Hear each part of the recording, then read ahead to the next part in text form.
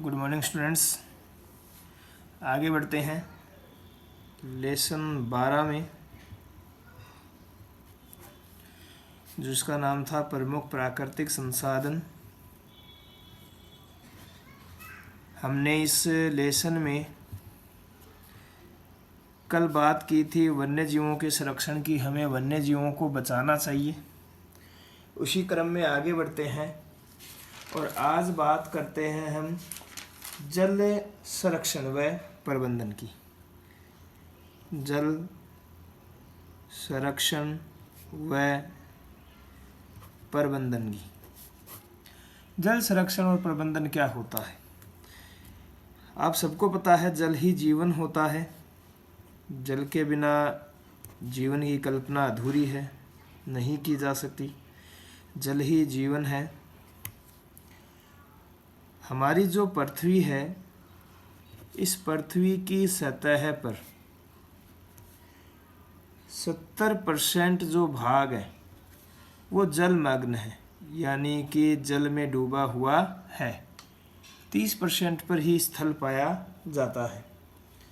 और जो जल होता है, इस जल का जो 70% भाग जल निमग्न है, जो 70% भाग है, इस जल का 2.5% ही सिर्फ मानव के लिए उपयोगी है। मानव के लिए उपयोगी है या उपयोग किया जाता है। मतलब कि 2.5% को छोड़ के जो बाकी का जो जल है वो जल अलवणीय होने के कारण, लवणीय होने के कारण यानी कि जो खारा पानी है वो होने के कारण हमारे लिए अनुपयोगी है।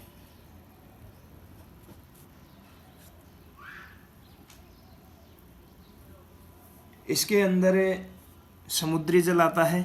समुद्री जल का मतलब जिसको हम पी न सकें, तो इस कारण से जो समुद्री जल है वो ज़्यादातर भाग है 70% भाग में। और जो मीठा जल है जो हमारे पीने योग्य होता है वो बहुत ही क्या है, कम है, 2.5% में आता है। जो जनसंख्या है, ये आप जानते हैं कि जनसंख्या की जो वृद्धि है बहुत अधिक हो रही है। और अधिक होने से जो प्राकृतिक संसाधन है, इनका भी संसाधनों का भी अंधाधुंध क्या हो रहा है, दोहन किया जा रहा है। यानी कि जो जनसंख्या वृद्धि होने के कारण जो प्राकृतिक संसाधन है उनका दोहन सबसे ज़्यादा हो रहा है। और इन दोहनों में कई समस्याएं उत्पन्न आई है मनुष्य के आगे, जिनमें जल संकट जो है सबसे बड़ी महत्वपूर्ण समस्या है। इस कारण इसका कारण क्या है कि जल संकट जो है हमारे लिए सबसे आगे आया। तो इसके कुछ कारण हैं, जैसे कि जल स्रोत हैं उनमें प्रदूषण हो गया है, जल प्रदूषित हो गया है।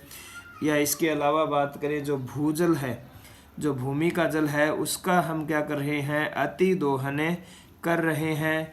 उसे बचाने का प्रयास नहीं किया जा रहा है। जल की आर्थिक मांग है, जल को हम पैसों से खरीद रहे हैं टैंकरों के द्वारा। इसके अलावा मानसून की भी अनिश्चितता है, कभी बारिश होती है कभी नहीं होती है, जिस टाइम बारिश होनी चाहिए उस टाइम नहीं होती है। और पारंपरिक जो स्रोत हैं हमारे, जो प्राचीन समय से चले आ रहे हैं, उन पारंपरिक स्रोतों की हमने उपेक्षा की है। उन पे साफ सफाई का ध्यान या जो पारंपरिक स्रोत है उनकी तरफ हमने ध्यान जो है वो कम किया है। उनमें जो पानी है वो प्रदूषित भी हो गया है, साफ़ सफाई भी नहीं होती पारंपरिक स्रोतों की। तो ये कुछ कारण हैं जिनके कारण जल संकट उभर कर आया है। पानी के पीने की समस्या लगभग गाँवों के अंदर होती है, जिससे राजस्थान जो है वो पूरा ही जूझ रहा है। आगे हम बात करते हैं कि जल संरक्षण जो है, जल संरक्षण व प्रबंधन के 3 महत्वपूर्ण सिद्धांत दिए गए हैं। 3 महत्वपूर्ण सिद्धांत। ये सिद्धांत कौन कौन से हैं? पहला सिद्धांत है कि जल की उपलब्धता को बनाए रखना। हमें क्या करना है, जल की उपलब्धता को बनाए रखना है ताकि आगे आने वाली पीढ़ी भी इसे पी सके, यानी कि जल जो है उसके लिए ज़्यादा मशक्क़त नहीं करनी पड़े अगली पीढ़ी को, या हमें भी इसके लिए ज़्यादा मशक्क़त नहीं करनी पड़े। जल को प्रदूषित होने से बचाना है, हमें जल को ज़्यादा से ज़्यादा प्रदूषित होने से बचाना है। इसके लिए चाहे हमें तालाबों जो जल स्रोत हैं उनकी सफाई करनी पड़े या उनमें नहाना बंद करना पड़े, जिस तरह से जल जो है उसको प्रदूषित होने से हम बचा सकें। इसके अलावा संदूषित जल जो है, जो प्रदूषित हो गया है, उस जल को हम क्या करें, स्वच्छ करने का प्रयास करें। स्वच्छ करके उसका क्या करें, पुनर्चक्रण करें। इन 3 सिद्धांतों को अगर हमने अपना लिया तो जल जो है वो संकट नहीं रहेगा। जल संकट की समस्या क्या हो जाएगी, ख़त्म हो जाएगी। आगे देखते हैं कि जल संरक्षण व संबंध के उपाय क्या हैं। हम क्या कर सकते हैं जल को बचाने के लिए, जल संरक्षण व प्रबंधन के उपाय। तो सबसे पहला जो उपाय है वो ये है कि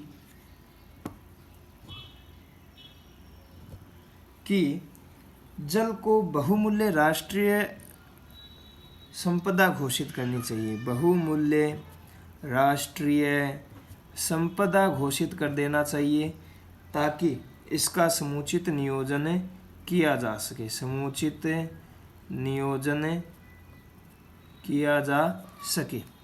इसके अलावा दूसरे नंबर की बात करें तो जो वर्षा जल संग्रहण की विधियां हैं, जिससे हम वर्षा के जल को संग्रहण कर सकते हैं, इकट्ठा कर सकते हैं, उन विधियों द्वारा क्या करना चाहिए, जल संग्रहण करना चाहिए ताकि जो वर्षा जल है वो वेस्ट न जाए, उसको हमें इकट्ठा कर लें तो वो आगे के समय में हमारे पीने के लिए काम में आ सकता है। नेक्स्ट बात करें तो घरेलू उपयोग में, हम जब घर पे काम करते हैं, घरेलू उपयोग के अंदर जो पानी होता है उसको ज़्यादा बर्बाद करते हैं।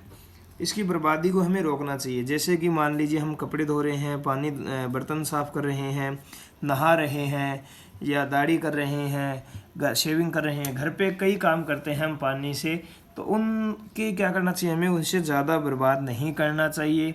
जैसे कि हम सुबह जब मुंह धोते हैं तो नल जो होता है उसको खुला रखते हैं, उसकी बजाय हम एक जग में, मग में पानी लेकर उससे मुंह धो सकते हैं। शेविंग के लिए हम जग का इस्तेमाल कर सकते हैं, ना कि हम जो टूंटियाँ होती हैं उनको ऑन करके ही ऐसा करें। तो इससे क्या है, पानी की बर्बादी को हम रोक सकते हैं, तो ये हमें करना चाहिए। इसके बाद में भूजल का अति दोहन नहीं किया जाना चाहिए। जो भूजल है इसका अति दोहन नहीं करना चाहिए। जब काम आए तभी नलके को चलाकर पानी का यूज करना चाहिए, अति दोहन नहीं करना चाहिए। इससे क्या है, हमें जल जो है उसको बचा सकते हैं। इसके अलावा नेक्स्ट बात करते हैं हमें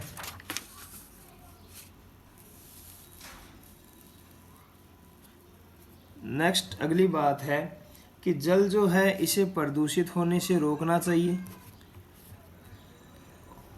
और इसके अलावा जल को पुनर्चक्रित कर जो दूषित पानी है उसको पुनर्चक्रित कर साफ करके स्वच्छ करके यूज में लेना चाहिए। नेक्स्ट बात करें तो बाढ़ नियंत्रण व जल के समुचित उपयोग के लिए हमें नदियों को परस्पर जोड़ा जाना चाहिए। नदियों को परस्पर जोड़ा जाना चाहिए जिससे बाढ़ भी नियंत्रित हो सकती है, बाढ़ का खतरा भी कम रहता है और जल जो है उसका भी उपयोग अच्छे तरीके से हो जाता है, सभी जगह पानी की सप्लाई पहुंच जाती है। सिंचाई जो है ये फव्वारा पद्धति या बूंद टपकन विधि जो है इसके द्वारा करनी चाहिए ताकि पानी की बर्बादी सिंचाई के समय रोकी जा सके। तो ये हमने कुछ बात की जल संरक्षण के उपायों की। आगे एक टॉपिक का अध्ययन करते हैं जिसका नाम है समाकलित जल संभर प्रबंधन। समाकलित जल संभर प्रबंधन क्या है? तो यह क्या है कि एक भू आकृति इकाई है। यह एक भू आकृति इकाई है। भू आकृति इकाई है। सहायक नदी का बेसिन होता है। ये जो सहायक नदी होती है, इस नदी के किनारे पे बनाया जाता है। भू आकृति इकाई होती है। एक सहायक नदी का जो बेसिन होता है, आधार होता है, वो होता है। और इसका जो उपयोग है वो सुविधानुसार छोटे प्राकृतिक क्षेत्रों के समन्वित विकास के लिए किया जाता है। जो छोटे प्राकृतिक क्षेत्र हैं, प्राकृतिक क्षेत्र ये वन वगैरह कुछ भी हो सकते हैं, इन प्राकृतिक क्षेत्रों में जो नदी होती है उसका जो बेसिन होता है उस पे समाकलित जल संभर प्रबंधन की व्यवस्था की जाती है, जिससे छोटे प्राकृतिक क्षेत्रों का विकास किया जा सके। होता क्या है कि किसी क्षेत्र विशेष की भूमि व जल प्रबंधन के लिए कृषि व वानिकी तकनीकों का सम्मिलित प्रयोग जो होता है वो इस समाकलित जल संभर प्रबंधन में किया जाना चाहिए। मतलब कि जो कोई क्षेत्र विशेष है, किसी क्षेत्र विशेष में की जो भूमि है, इस भूमि व जल प्रबंधन के लिए कृषि, वानिकी, वनों को उगाने के लिए, कृषि कार्य के लिए या तकनीकों का क्या हम करें, सम्मिलित प्रयोग कर हम समाकलित जल संबंध प्रबंधन करते हैं, जिससे उस क्षेत्र का क्या हो सके, समाकलित विकास हो सके। जल संभर एक ऐसा क्षेत्र होता है जिसका जल एक बिंदु की ओर प्रवाहित होता है। एक बिंदु की ओर प्रवाहित होता है, एक तरफ होता है, जिससे जो जल है उसका भी संरक्षण होता है। जो जल है उसकी बर्बादी इसमें नहीं होती है। जल संभर प्रबंधन समग्र विकास की सोच है। समग्र विकास का मतलब हो गया इसके अंदर जो क्षेत्र है उसमें चाहे कृषि से संबंधित या चाहे वानिकी से संबंधित या तकनीकों से संबंधित या जल से संबंधित कोई भी प्रकार की सुविधा है तो उसका विकास उसके लिए सुविधा प्रदान की जाती है। तो एक समग्र विकास की क्या है, सोच है, हर प्रकार का विकास उस क्षेत्र का हो सके।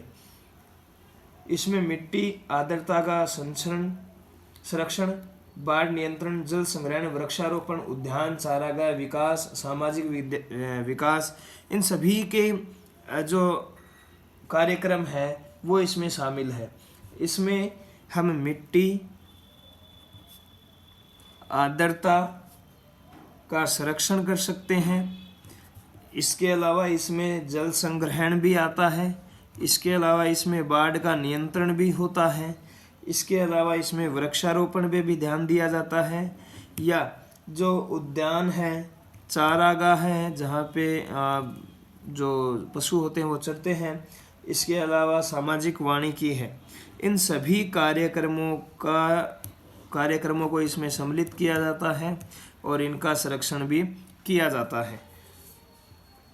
भारत में जो ये जल संभर विकास कार्यक्रम है, ये कृषि, ग्रामीण विकास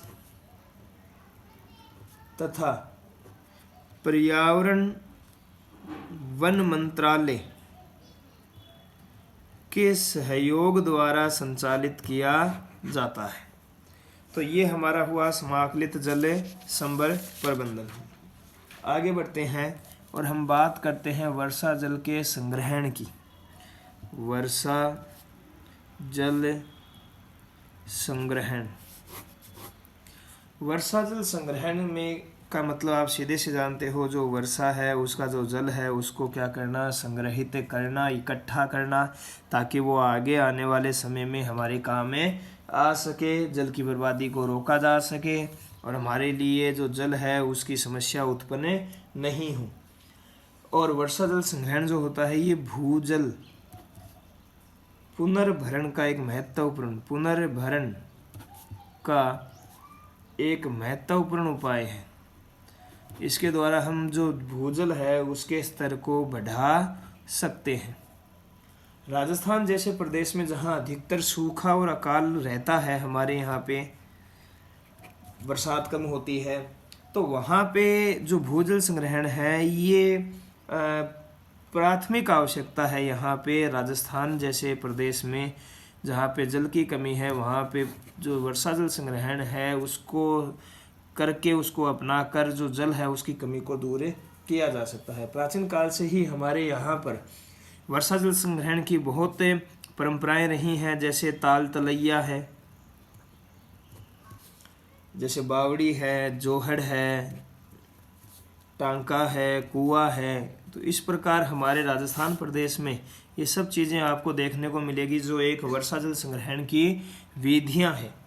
अब हम इन्हीं कुछ विधियों का जो पद्धतियां हैं जल संचयन की, जल संग्रहण की, उनकी बात करते हैं। पहले मैं बात करता हूं खड़ीन की। खड़ीन क्या होती है? इंपॉर्टेंट क्वेश्चन है, 1 नंबर में बोर्ड एग्जाम में क्वेश्चन आता है, 2 नंबर में भी आ सकता है कि खड़ीन क्या है, समझाइए।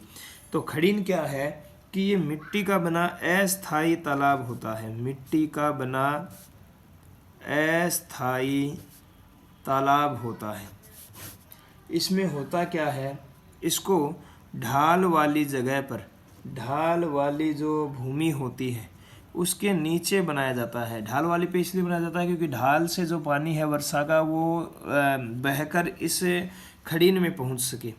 खड़ीन जो होता है इसमें 2 तरफ तो क्या होती है, जो मिट्टी की दीवार होती है, जिसे हम धोरे भी कह सकते हैं,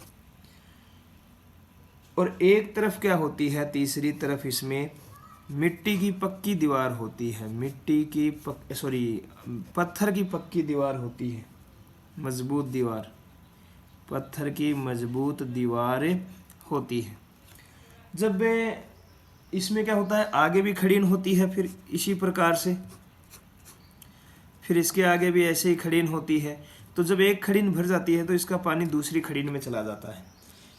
इसमें होता क्या है कि जब खड़ीन का पानी सूख जाता है, मान लीजिए इसका पानी सूख भी जाता है, तो इसके अंदर फिर क्या कर ली जाती है, करसी कर ली जाती है और नई खड़ीन का निर्माण अलग से कर दिया जाता है। तो इस प्रकार से खड़ीन जो है वो करसी और जल संग्रहण दोनों के लिए क्या है, इंपॉर्टेंट है। इसमें अच्छी फसल उत्पन्न होती है, ये ध्यान रखना।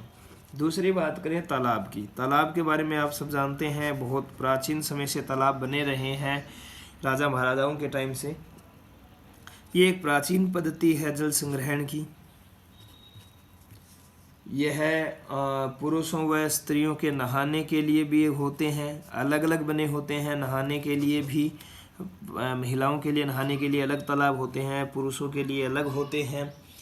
तालाब जो होता है इसकी तलहटी पर एक कुआं होता है। तलहटी पर क्या होता है, कुआं बना होता है। इस कुएं को हम बेरी कहते हैं। बहुत इंपॉर्टेंट क्वेश्चन है, बेरी क्या होता है, बेरी क्या होता है, बहुत इंपॉर्टेंट क्वेश्चन है, ध्यान रखना, 1 नंबर में आ सकता है। बेरी किसे कहते हैं अगर आपसे पूछे तो आप बताएंगे तालाब की तलहटी पे जो कुआं बना होता है उसे ही हम क्या कह देते हैं, बेरी कह देते हैं। यहाँ पे कंफ्यूज होने वाली बात नहीं है। एक रोग भी होता है बेरी, जो विटामिन बी की कमी से होता है, B1 की कमी से। तो आप यहाँ पे कंफ्यूज मत हो जाना कि ये बेरी लिखा हुआ है, ये बेरी अलग है, बेरी अलग है। अगर 2 बार बेरी आए तो वो विटामिन बी की कमी से होने वाला रोग है। अगर 1 बार बेरी आपसे पूछा जाए तो आप बताएंगे तलहटी पर, तालाब की तलहटी पर बना हुआ कुआं जो होता है वो क्या होता है, बेरी कहलाता है। आगे सुनिएगा, जो जल संचयन की यह प्राचीन विधि है ये आज भी अपना महत्व रखती है। जगह जगह पे आप राजस्थान में तालाब को देख सकते हैं, गाँव में, और भूमि जल का स्तर को बढ़ाने का ये एक वैज्ञानिक तरीका है। ओके, आगे बढ़ते हैं। इसमें बेरी जो है ये क्वेश्चन इंपॉर्टेंट है, इस बात को ध्यान रखना है। तीसरी हम बात करें तो झील आपने देखी होगी। झील जो होती है प्राकृतिक और कृत्रिम दोनों प्रकार की होती है।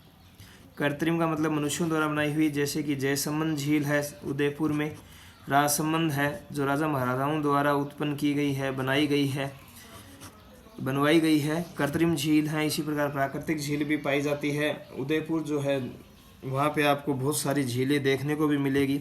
झील जो होती है राजा महाराजाओं के टाइम की प्राचीन पद्धति है ये। और इसमें क्या होता है कि झीलों से जो रीसने वाला पानी होता है, जो झीलों से रीस कर जो पानी निकलता है वो इसके नीचे स्थित, झील के नीचे कुछ जल स्रोत बनाए जाते हैं।